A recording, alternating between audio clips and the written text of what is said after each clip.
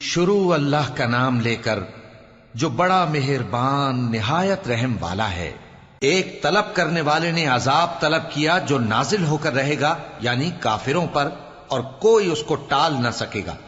जो बुलंदियों वाले अल्लाह की तरफ से नाजिल होगा, जिसकी तरफ रूहुल कुदस और दूसरे फरिश्ते चढ़ते हैं, उस रोज नाजिल होगा जिसका तूल 50,000 बरस होगा। तो तुम काफिरों की बातों को हौसले के साथ बर्दाश्त करते रहो।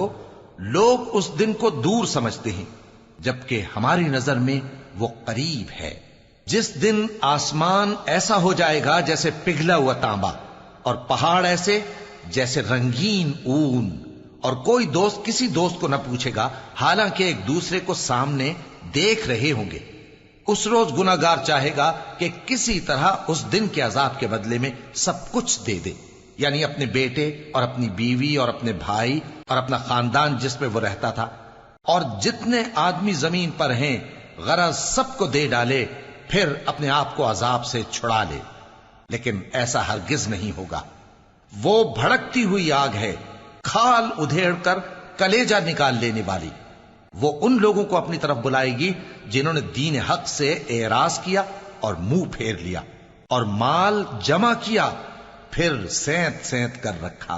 कुछ शक नहीं कि इंसान कम हौसला पैदा हुआ है।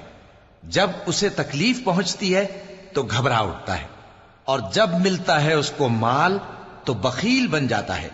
मगर नमाज अदा करने वाले जो नमाज का इल्तिजाम रखते और हमेशा पढ़ते हैं, और जिनके माल में हिस्सा मुकर्रर है, यानी मांगने वाले का और न मांगने वाले का, और जो रोजे जजा को सच समझते हैं, और जो अपने परवरदिगार के अजाब से खौफ रखते हैं, बेशक उनके परवरदिगार का अजाब है ही ऐसा कि उससे बेखौफ न हुआ जाए। और जो अपनी शर्मगाहों की हिफाजत करते हैं, मगर अपनी बीवियों या बांदियों से कि उनके पास जाने में उन्हें कुछ मलामत नहीं, और जो लोग उनके सिवा और तरीके ढूंढें तो वो हद से निकल जाने वाले हैं।